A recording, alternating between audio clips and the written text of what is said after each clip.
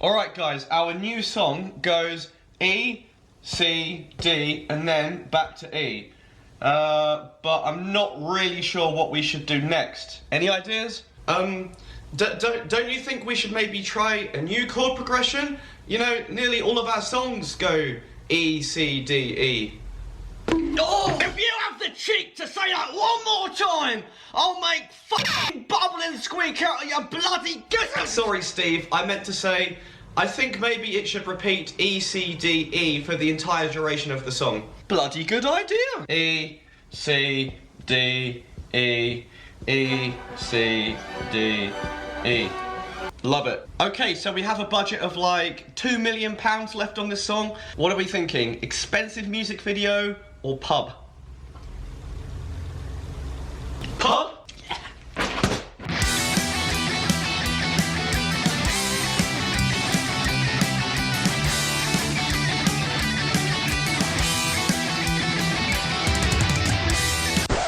So what you're telling me is that there's actually other chord progressions other than E, C, D, E? No. Ha, almost had me on that one. It's Ego and Vice, episode 134. You've got a real attitude problem, McFly. You're a slacker. Born and raised in South T-Bay, lower class punk ass, I was Northwood grade. I had it made. Spent my nights drinking with my mates. Just a short bus ride up to PA. Red River Red. Then I hit the wall and I knew I had to bounce. They still say that 19 years ago. Well, I got the hell out. From time to time you may see me hanging around. Now I feel like a stranger in this town. Crocs and Rolls is where I learned to play. Westwood Tavern's where I learned to walk away. Hey, what's going on? This is Mike. This is Ego and Vice, episode 134. How's everyone doing? Another week has gone by. Sorry I didn't do a podcast last week. I just didn't feel like it. I had stuff on the go. I'm not going to do one next week either because it's my birthday. And you know what? We all need a break. We need time just to kind of enjoy our lives. Not that the podcast isn't a joy in my life. It's just, you know, it takes up a lot of time. Good time. But when it's my birthday, I'm just going to do my birthday things. My birthday things basically are going to be a bike ride, which I'm really looking forward to. And just chilling out, you know, taking it easy. 1 year older, 1 year wiser. And I think I have a new pain in my lower back. Oh, gotta book that massage soon. Anyway, on the podcast this week, I have a very talented musician, a visual artist, great guitar player, super cool person. Her name is MacKenzi Drew. Kenzi's been playing around town for quite some time. She was in a band called Dark Desire. She's done other projects. She's currently in Teenage Fiction. We all know and love Teenage Fiction. Casual Tragedies, which is a pretty crazy story. And she also has her own project. It's kind of a looping session kind of songwriting thing. And I believe it's called Scruntle, which is pretty cool. I like that name. And I'm pretty sure that this song is from that project, Scruntle. It's called Jupiter Dances Around the Moon. Check this track out, and we're going to come right back with MacKenzi Drew. This is Ego and Vice.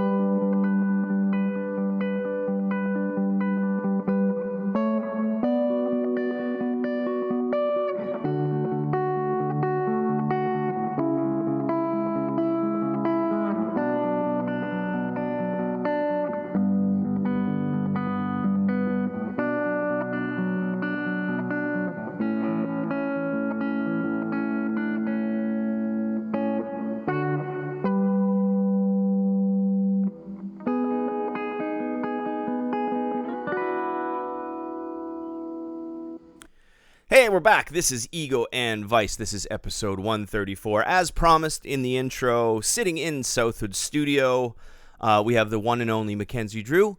Kenzi, how are you? Great. Thanks for having me on today. Oh, you're welcome. You're welcome. Thank you for answering the call.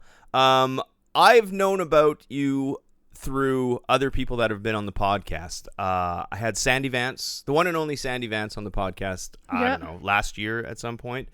And I knew that you were playing with him in Teenage Fiction. Yeah, exactly. Yeah. And then I went out to see our mutual acquaintance, Rich Chris, and his band Positive Charge. But little did I know, the very first band that was on was called Casual Tragedies, and you were up there playing guitar with that. I was. And I said, wow, a Renaissance woman. She can do it all. So I said I should really contact her and see if she wants to be on the podcast. That I love interesting conversations and I love meeting new people. So thank you again for being on. Yeah, thank you. I'm so happy to be here. Well, I'm happy you're here. So I guess we don't really know each other. So we might as well start from the beginning. Who are you? Where are you from? And what's good? So I'm from, I guess I'm from Ottawa now. I say I'm from Ottawa, but I didn't grow up here. I was born in Kingston, Ontario. Grew up in Peterborough, Ontario. Then in my early 20s, I moved to New Brunswick. Just hopped on a Greyhound and moved out there. Brave. That's what I did too. I grew up in Thunder Bay. All right. It's a great place to grow up and maybe go home and die one day, but between the ages of 18 and maybe I'm sure 65, it's probably a drag. So I sold all my stuff, packed it into my car, and just drove to Ottawa, and I've been here ever since. So. That's great. I came here because I had enough money in my bank for a one-way ticket to Ottawa. So yeah, that's about right. I had about $1,000, and I thought that would last a long time, but when you don't really have any place to live and you don't really have any more income coming in because you have no job, it doesn't last very long. When I moved here, I had negative $10 in my account. So have you always been a musician? Have you always played music? Kind of. I grew up in a very musical family. My parents are huge into music, anything ranging from hard rock, hard metal, to, Billie Holiday or, Johnny Cash or something, or Pantera, Slayer, the list goes on. My dad plays guitar, and when I was about 12, I just picked it up and kind of started fooling around with it. My dad would leave tabs everywhere, and I just kind of figured it out. Really? And so from then I started to write my own music. Never had an interest in learning covers, or I just always wanted to write my own. Mm-hmm. And I think it's interesting how a lot of the people I talk to, the artists I talk to, have music from a childhood, from a home, or they had a parent or an older brother or sibling that played some music and stuff. And I think do you think that's a genetic thing? Do you think it's actually in you, like music? Kind of, because my uncle plays piano and guitar. My grandmother used to sing harmonies. My grandpa with my grandfather, so it's kind of, maybe it's just in the genetics, or it's environmental as well. Interesting. I have two uncles the same, and they grew up there like in the 60s or 70s. They were like hippies. I see pictures of them and stuff, and they loved like Bob Dylan, and they loved the Beatles and stuff, and they looked like them and that, and they always played like folk guitar and stuff. My dad and my mom never played music. They were never musicians. The only thing that ever used to play in the house was like the Eagles. And somehow, why I asked about the genetic thing is somehow I kind of do what they were doing now. So I don't know where I got it from, and I didn't know that they were musicians until like I was older. So interesting. Yeah. I find that really interesting. I understand what you mean about not wanting to play covers too, but I have like a thing I always say is that I don't want to play covers because I think they sound like shit when I do them. Yeah, like I feel like they already exist and they're already so good, and I just don't want to mess it up, and I just want to make my own. That's right. And I love saying I'll write my own songs because nobody can play my songs better than me. Exactly. Right. And who's going to tell me they sound like you're playing them wrong? You're not. Yeah. There's only one way to do it. So has Yeah. guitar always been the instrument, or? It has been, yeah. I just always felt like it was sort of like an extended limb on my body. And I just started writing and playing all this music, but I was always so nervous growing up to play in front of anybody. I would just hide in my closet and just, I wrote this song, but nobody can hear it. Growing up in a house with such an eclectic batch of music, like you said, from Billie Holiday to Pantera, when you started writing songs, what would you best describe them as? I remember some of the first songs I wrote sounded very like Spanish because my dad was listening to a lot of Oscar Lopez. I don't know if you know this guy, but it's like flamenco guitar kind of stuff. I know the style. I'd imagine what it would be. Yeah. Yeah, and then after that, I was kind of like more folky, bluesy, kind of acoustic stuff. Can you play flamenco guitar? Can you actually No. do that kind of that picking and stuff? No. That's pretty talented if you ever see like those guys go and they're like, Oh, yeah. That's pretty Lots crazy. going on. You get those? You ever see the really big guitars like they do at the mariachi weddings or whatever? Oh yeah. Anyway, it's I pretty don't cool. think I could do that. Well, maybe if I put a lot of time and effort into it, but Yeah, that's cool. Very first song I ever wrote, it was like 2 chords and it was called "The Hallway of Love." Do you remember the sounds first? so cheesy. Do you remember the first song you wrote? Yeah, but it was like instrumental. It didn't have any words. Oh, wow. Yeah, just it was a- like these Spanish type songs. Oh, okay. So it was just the guitar. Yeah. Okay. And did you? I guess you eventually started writing words. I did, yeah. Yeah. I didn't really play a lot going through high school because I had this boyfriend who like forbidded me from playing guitar. He was like, Okay. "You have to pay attention to me. You can't be doing this. You can't be playing." So I just was like, "Okay." And I didn't really get into it till I was like late teens, early 20s. Okay. I'd say. Okay. That's cool. I think we're all predetermined to do something, and regardless of our surroundings, we'll find what we are passionate about, and we'll kind of just learn it. Like I'm self-taught, you're self-taught. I'm self-taught, yeah. Yeah, and I think that's the best way to do it. I think you can always learn something from like a teacher. Like I'd love to go to a guitar teacher right now and just to see what I'm missing, but I'm super comfortable with the level of my guitar playing. I'm super comfortable with the level of like my songwriting. So it's like if it's not Yeah. broke, don't fix it type of thing. But I feel that too. Yeah. I'm comfortable, but I mean, it wouldn't hurt to go to some lessons and learn some more, get better techniques. yeah, I think so. I see some of those guys that like who are like their little finger is like as I don't know. I guess it's dexterity. You ever see those metal guys? They're like they're so calm and they do all that. I wouldn't want to do that. Like that's just Yeah. not my thing anyway. So Yeah, same. anyway, so when you started playing out in the city or playing with other people, I did a little bit of research. It's hard to find information on a local artist. Yeah.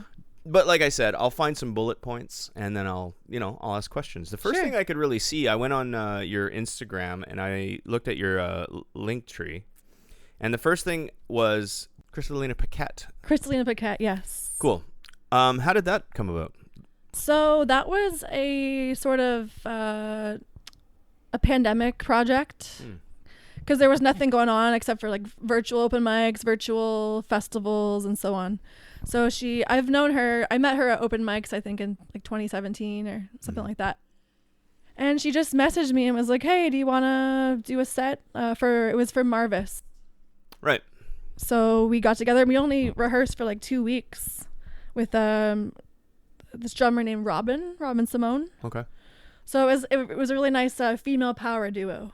So that was just kind of a short little It was just thing, a short like a one-off thing. almost. It was just a one-off. Yeah. Yeah, that wasn't the first thing you've done in the city, though, was it? No. That's Well- the first thing I think on the link tree, but Oh, okay. Well, let's go back. Let's like, how did it all begin then? So I came to a point where I was like, I've written all these songs and I'm so nervous to play them, and I just like, why am I writing it if nobody's gonna hear it, right? So I made a promise, like that in the year 2017 January, I'm gonna start going to open mics and I'm just gonna play it, and if people hate it, they can throw eggs at me or whatever they want, but I'm just gonna play my songs. And so I just went and I just started performing my open mic, my solo stuff, and then I just started meeting people.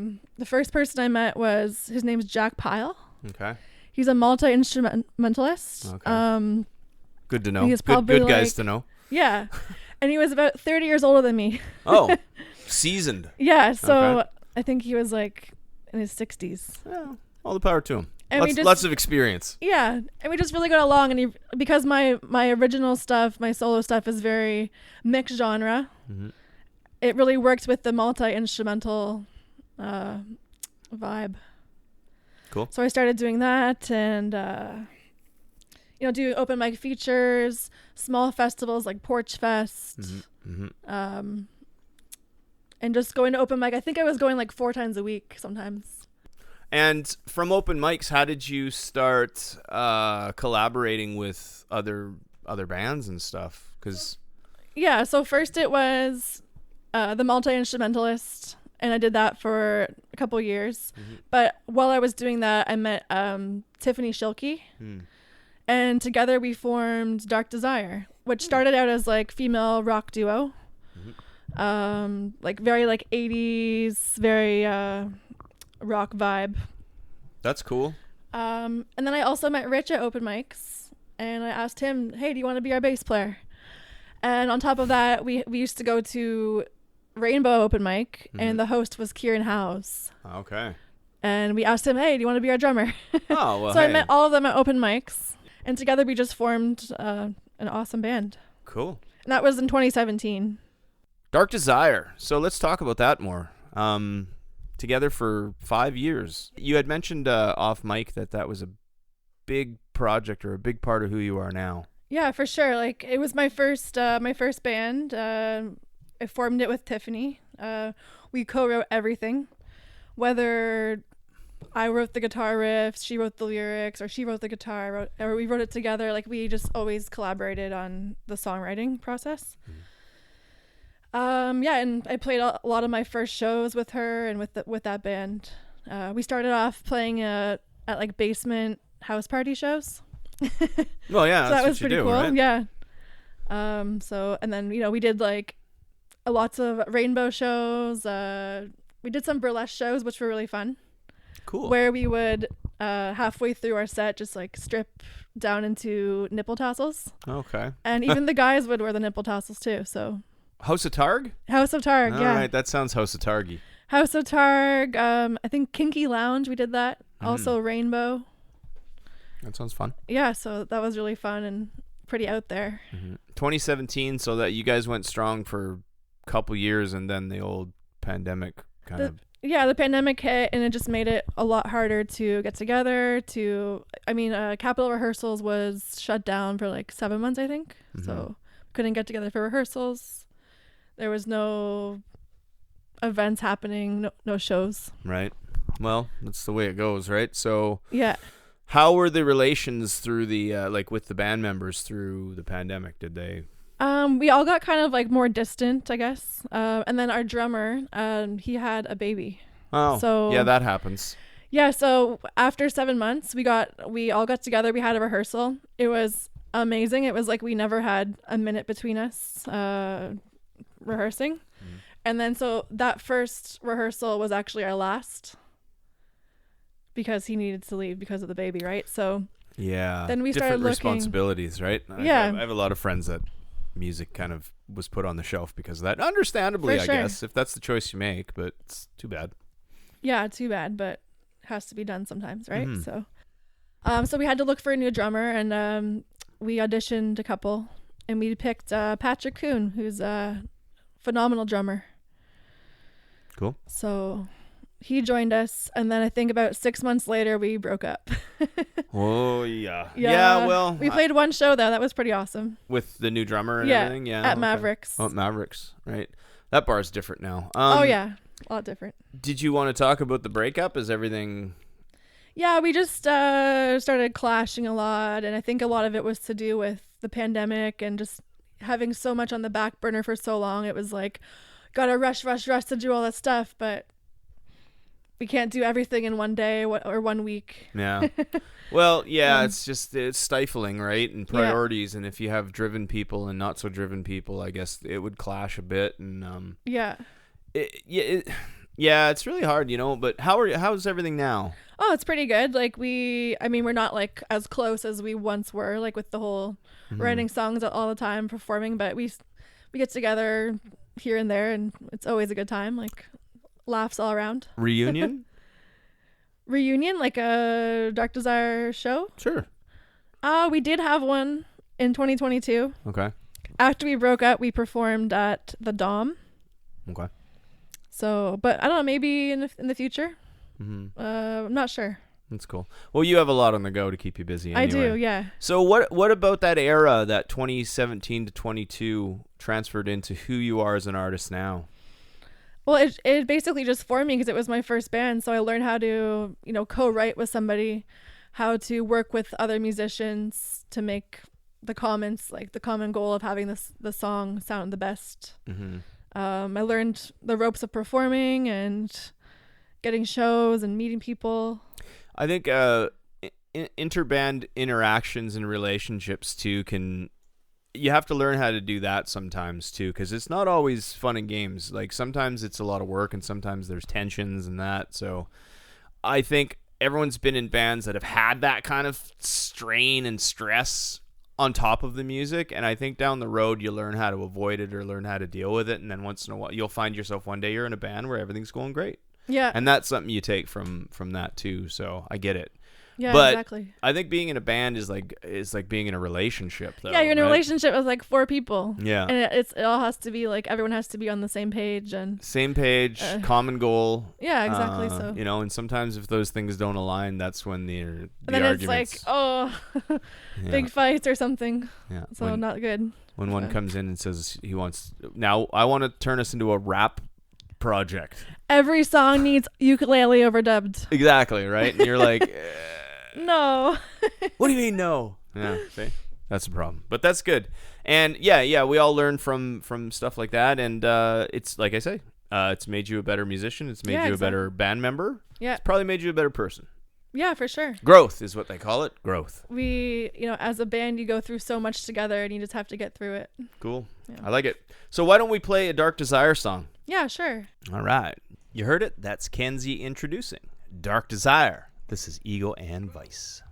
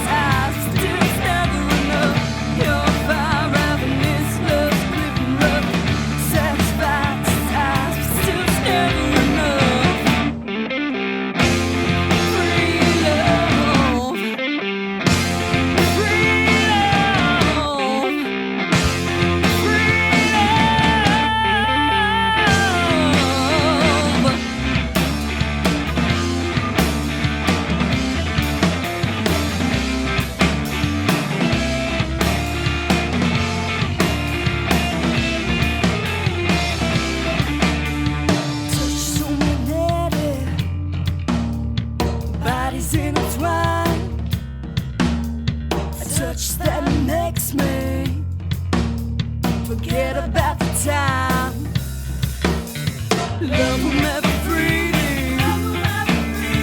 Alternating color speed. Set me to your frequency. Love me with intensity. Charge me up like a high voltage battery. Dancing line every time my eyes meet. So confused when I step back to reality. It's not enough to wind up without the clothes. It's not enough to make it close. It's not enough to give it to me so. 'Cause I can't get enough of you. Your fire, ravenous lust, creeping rough. Satisfied, 'cause I'm still never enough. Your fire, ravenous lust, creeping rough. Satisfied, 'cause I'm still never enough. Free love, free love, free love.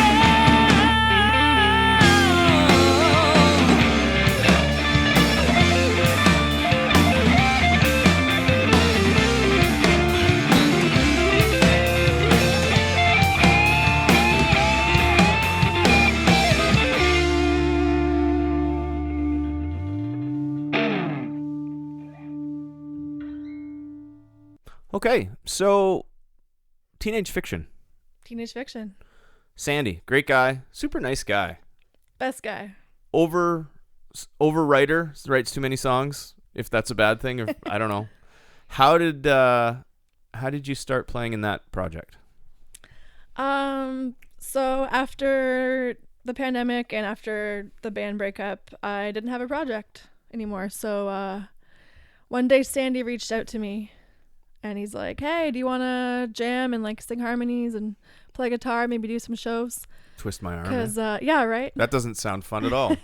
Cuz his band also sort of had like a breakup too. So he used to be a two-piece and yeah, so he needed to find someone who could do the harmonies. Did you join the band right away, or was it just you were just kind of helping out and?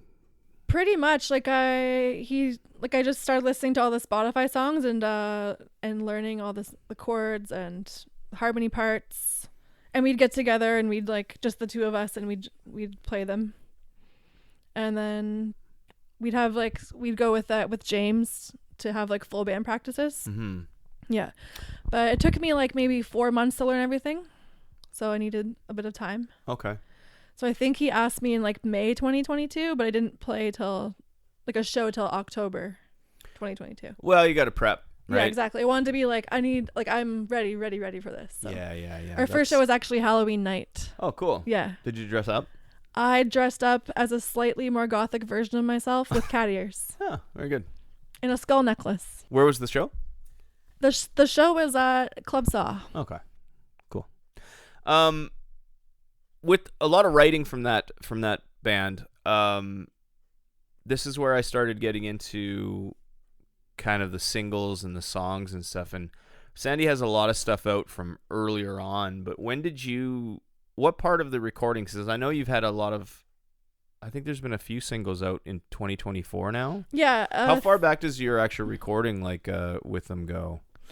What was the first song that was released with me? I think it was Libra Season. Libra Season. Okay, yeah, because I have here, I was looking back through just the social media stuff like Snow Day, Morning Talk. Yeah, I wasn't involved with that. Libra Season. I was in the Victoria project at that time, I believe, but I didn't have any part of the recording. Okay, so your first recorded thing was Libra Season. There you go, folks. Now you can go back and listen. I believe so. Hopefully that's right. And Ghost in the Machine is the latest. That's the latest one. One that came out? Yeah, okay, cool. just a few days ago, or I guess it was last week now. Recently, yeah, I remember it. I saw it kind of pop up. So yeah, that's exactly. cool. That's cool. And Sandy you guys do your own recording. You do it yourselves, right? Yeah. How's that process work for you? Good. So Sandy does like all the main, like all his vocals, his guitars. James sends him the drum tracks, and then we'll get together and I'll add my harmonies and my parts. Mm-hmm. Yeah. We usually go to Capitol rehearsals to do that at my studio. Yeah, because he's like portable too, right? Like Sandy can move around like his stuff. Yeah, he just brings a laptop and Yeah, it's amazing. your It's face. amazing what you can do nowadays, man. Totally. I know. I actually, believe it or not, just off topic, I can pack all this up and go remote if I needed to do a remote podcast. I just don't like doing it.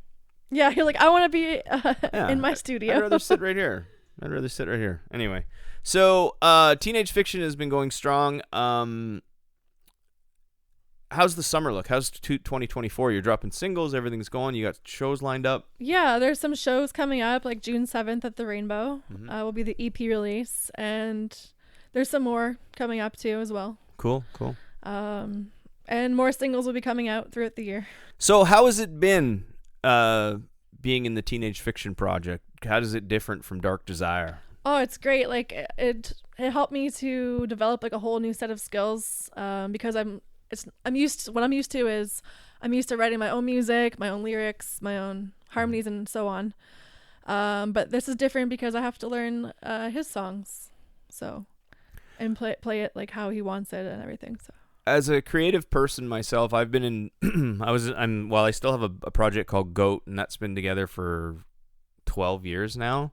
It's been a full band. It's been not a full band. It's been an acoustic show, but it's been just a recording project, but I've always been the guy who wrote everything, set everything up, did all the social media, blah, blah, blah. And in my other band called the Riptides, I basically just play guitar. yeah, Someone else. That's and kind of like me too. It's a lovely, refreshing change, and I get to just go have the fun, yeah, and play good music. yeah. Yeah, it's like, you wanted to write all the songs, it's great because they're great songs. So you go do that, and you just let me know where I need to be. Yeah, and you just add what you think should be added, and if not, Yeah.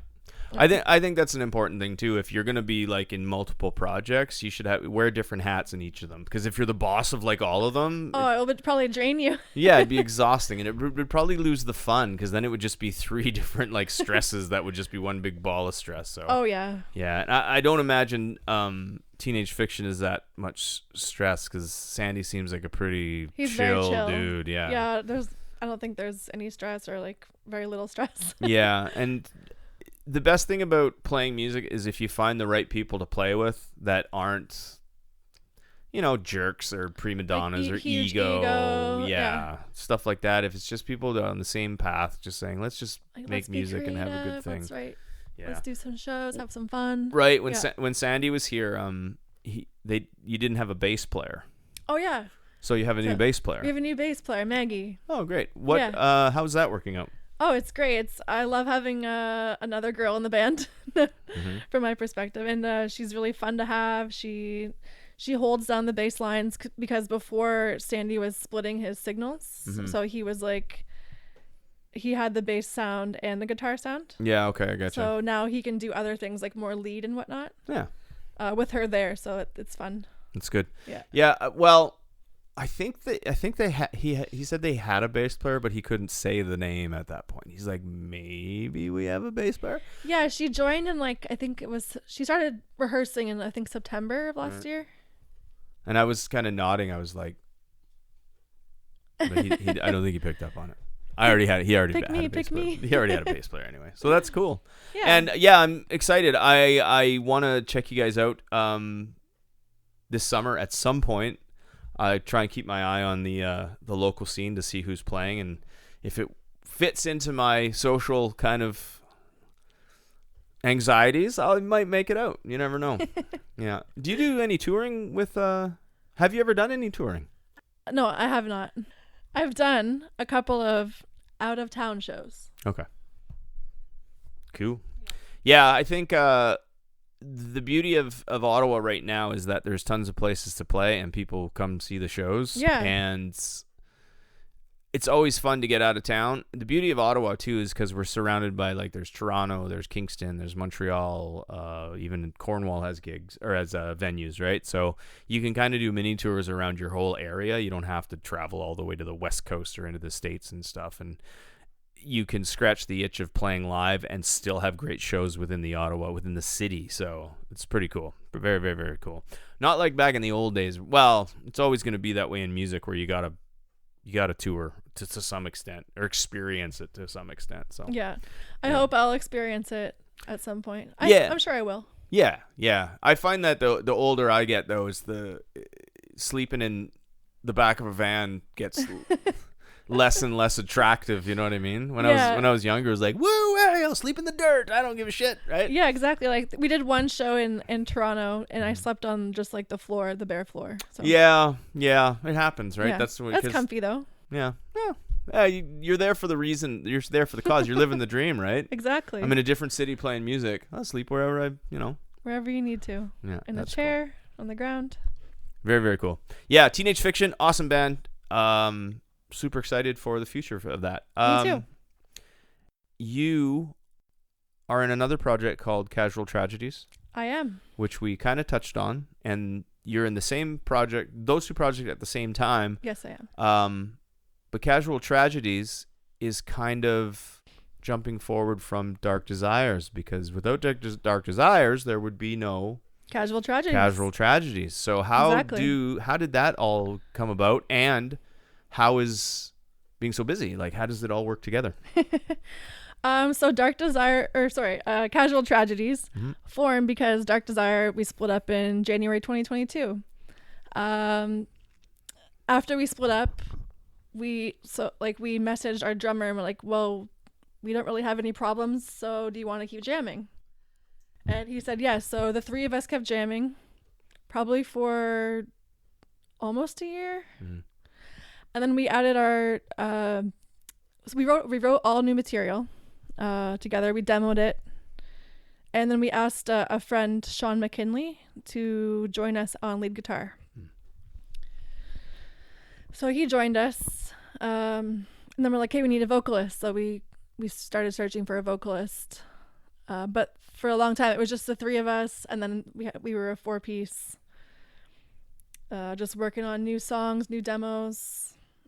Now, from what I know of Casual Tragedies, because Rich was in, so I'm just going to get your spin on it too. Yeah, sure. Is that you guys were jamming and you found a singer and her name was Alex? Yes. I was searching through Bandmix, and the second I saw her photo and heard her music from her last band, I was like, she's the one for us. We need to get her in our band. And so I reached out to her. She seemed very excited and interested, and then just no response for like a long time. And I kind of like lost her contact information. And then I think at that point, Sean had joined us. He was adding all of his lead parts, his riffs. We were getting a nice foundation formed. And then our drummer had a health scare, so he was gone for 6 months. So just the three of us were now together. So we got together every week. We were recording demos, working out ideas, rehearsing. And then, the 6 months passed. Our drummer came back. We started getting back together and rehearsing every week again, gaining the strength. And we're like, okay, now we can start like looking again for the singer. So we reached out to some people and everyone fell through. Like they would be like, oh yeah, I'm so interested. Then they would just not show up. Weird. Yeah. what a missed opportunity. Yeah, exactly. And so I just decided, okay, you know what? I'm going to reach out to Alex again and just kind of keep bugging her. So I kept bugging her. I found her on Instagram and I reached out. And I think we decided on a day, and then I guess she had broken her leg like a few months prior. Jeez. And yeah. So Casual Tragedies, right? Yeah, that's right. So the day that we were supposed to rehearse, she got her cast off and she was walking around a lot at work. So she couldn't make it. And then, so we're like, okay, next week. And it just kept getting put off. And then finally one day she joined us, and, we finally had a rehearsal after I think a year. I had to go. It was unreal. Love at first sight. I think I may have shed a tear at the end. Wow. Yeah. I caught the show, the Casual Tragedy show at Saw, and yeah, she's a powerhouse. Like, oh a yeah, beautiful voice. Yeah. Great stage energy. Looked like a natural. She is unreal, like in every way. She's the most kind soul. Great musician. Now, you guys weren't supposed to play that show though. We weren't supposed to play that show, because we've been sort of like, we were trying to like, get our stuff together to launch our social media, to be able to get to the point of playing a show. And then I think it was like the beginning of March or mid-March, Alex came to a rehearsal and she was like visibly very upset, and she's like, guys, we need to sit down. And she started crying and explaining to us that she needs to leave the country in like 2 to 3 weeks. That's abrupt and sudden. So sudden, and we were all crying and hugging each other and like, no, how can this be? Like, we're just getting started. Like, we had just started the recording process like a month or two prior, so we were working on like 3 songs. And yeah, so she's like, yeah, I'm leaving in like 2 to 3 weeks. That's hard, right? Because you find the perfect singer and then it's like another casual tragedy happens. Casual tragedy. But it's nothing horrible. Like, she had to go for personal reasons and stuff like that, Yeah. so it wasn't terrible. So I guess from what Rich told me was that you weren't supposed to play that show at SAW in the Positive Charge CD release record release party. But another band that was on the card, the Tenenbaums, who were set up for there, they had to drop out. They did. So you saw the band Casual Tragedies, they saw an opportunity. Yeah, so the night that she told us, okay, I'm leaving in 2 weeks, we were talking over Messenger after. We're like, hey, it would be really cool if we could like try to get on a show somehow. Like, it might not happen because that's like really soon, but like hopefully we could try. At least we'll have one show with Alex, as a band. Right. And then the next day we get a call like from the Tenenbaums, like, hey, we need to drop out. And we're like, this is our opportunity. Like the stars started to align for us. Fate. It's fate. Yeah. Destiny. So it was like the worst news and then like a bunch of good news after. Yeah. You know. There's not a joke, but it's like, it's truly said that could have been your first and last show with that lineup anyway. Yeah. Possibly. Yeah. And the future is uncertain with this, so. I guess Alex is gone now. Like, she's gone. She's yeah, moved? she was gone by like the end of March. Okay. Yeah. So that's rough. Has the band kept like rehearsing and jamming and stuff? Yeah. So we're trying to finish up the 3 songs that we started to record with her, and we had 8 songs in total with Alex that we want to start working on too. Right. But we're just gonna finish like the 3 that we were already working on. The vocals are done with that one? Yeah, she mostly. I know for at least one song they are. We actually shot a music video before she left. Cool. So we those 2 weeks we had a show, hired a photographer like the day before the show, planned an entire music video set, hired a videographer, found a studio, and shot the music video.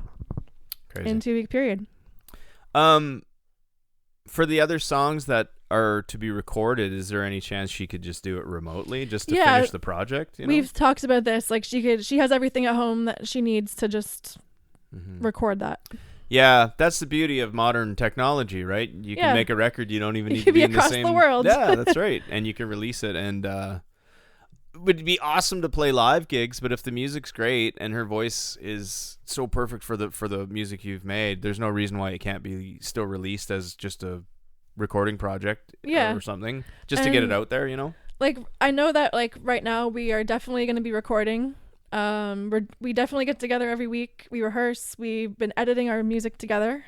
But the future's uncertain, like in terms of like live shows, because we don't have a vocalist. It's like we do, but she's not in our city, so we're kind of in a limbo right now. And she's in Texas, right? Austin, Texas. Austin, Texas. I've been there. It's lovely. Yeah. Yeah, it's warm. With technology, you can still make music. Live shows, maybe not so much, but who knows? When someone visits or comes into town or something like that, why not? Yeah, I'm hopeful. I know it's all gonna work out, and it's still gonna be awesome. I think that's it for the bands right now, right? Okay. And you're an artist, a visual artist? I am. I do a lot of paintings. I've been recently getting into printmaking. Also film photography. Cool. So it's all over the map.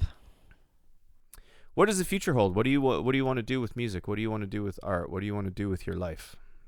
I just want to keep doing what I've been doing, but like maybe just more full time. Like it would be nice to just always like be at home and just always recording music, always just be active in something to do with a show or a recording, or maybe have an art show or something in the future. Amazing. definitely I want to have like lots of music released in the future as well. I definitely think you should release that the looping sessions. Yeah, it's actually a side project. It's called Scruntle. Scruntle. Yeah, and it's actually Rich Chris is the drummer of that. Of course he is. It was like a side project that we were doing during the pandemic. So Okay.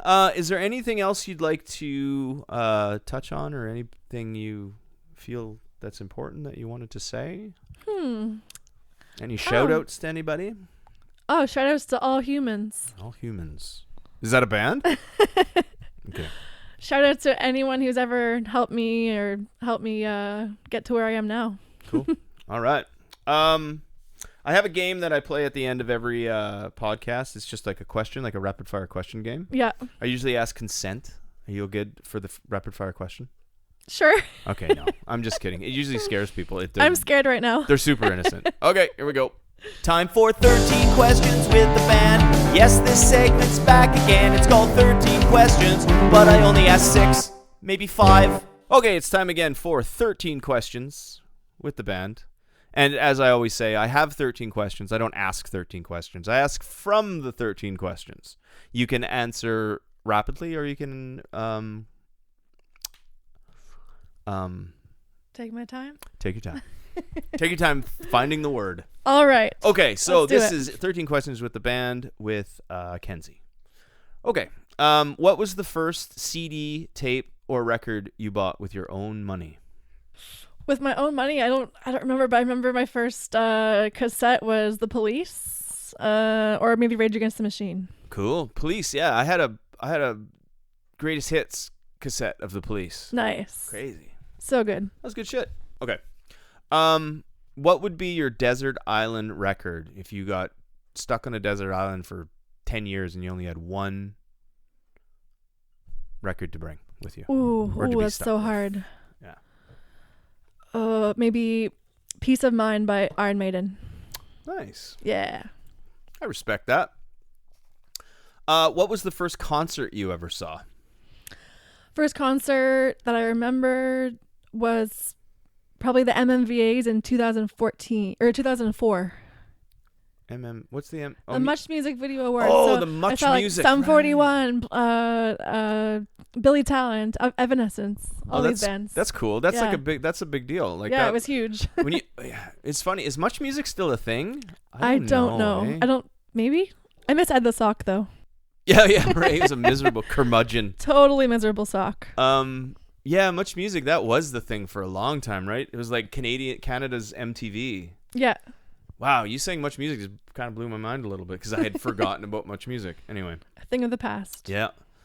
Okay, let me see. Next question. If you had a time machine and you could go back in time to any musical event, what would it be? Maybe like Woodstock. Which one? Not 99. Yeah. I think the guys from, the band Fifth? Yes. They wanted to go back to Woodstock 99. Really? Yeah, for when Limp Bizkit caused break shit. the riots. Or the fire, like Yeah. total fires everywhere. Right.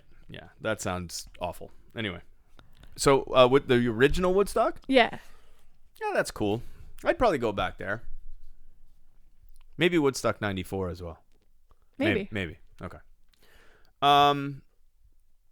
If you, as in a band or as a solo artist, could open for any artist at a show, who would it be?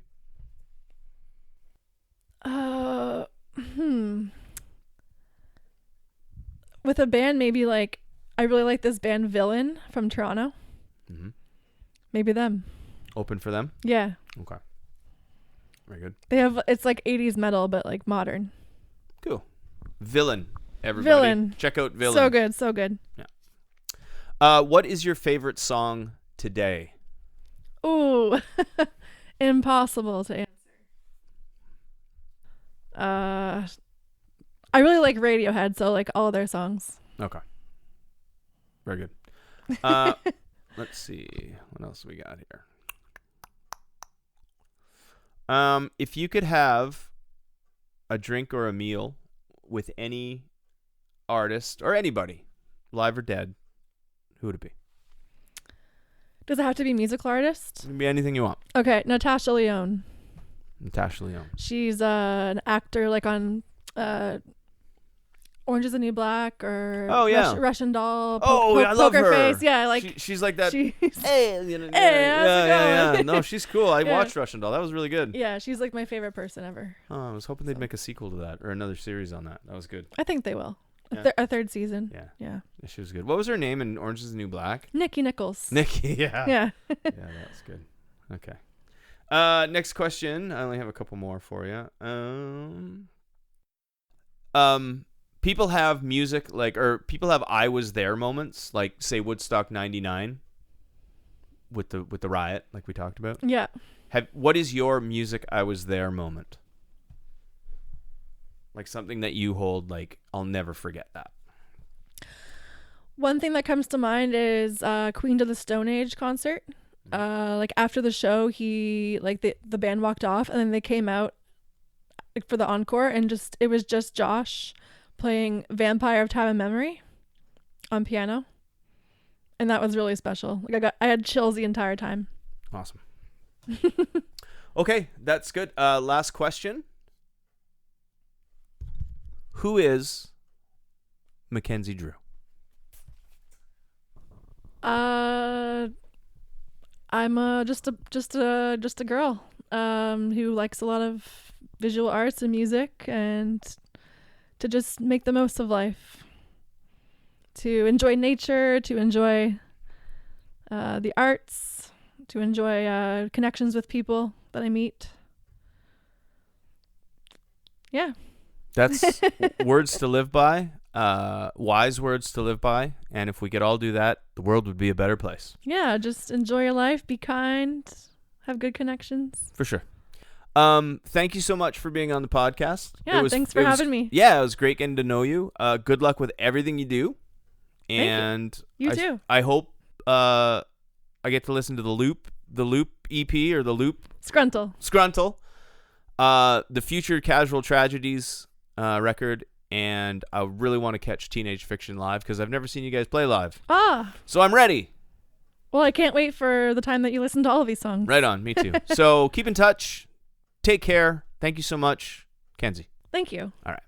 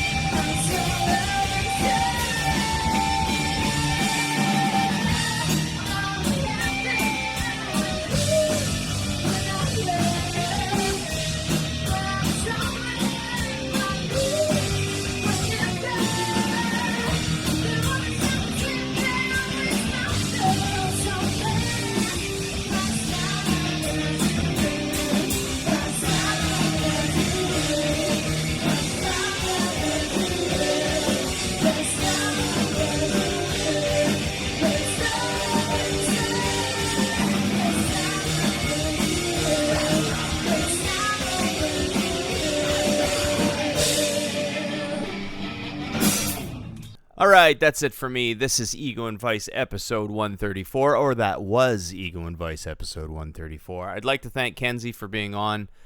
Good luck with everything, and keep an eye on her. She's going to be going places for sure. Very driven, very driven. If you want to get a hold of me, you can always reach me at egoandvice@gmail.com. If you want to listen to the podcast or write a review or just get in touch with me in general, go to egoandvicepodcast.com. As I always say, it is the hub, the HQ, my fortress of solitude. Everything that is Ego and Vice is at egoandvicepodcast.com. Every link, every episode. You can even buy a t-shirt. You should buy a t-shirt. And hey, maybe drop a donation so I can afford this bitch. Anyway, I'm just saying, thanks for coming out. Thanks for listening. And the summer of 24 rolls on. See you next week. You've got a real attitude problem, McFly. You're a slacker.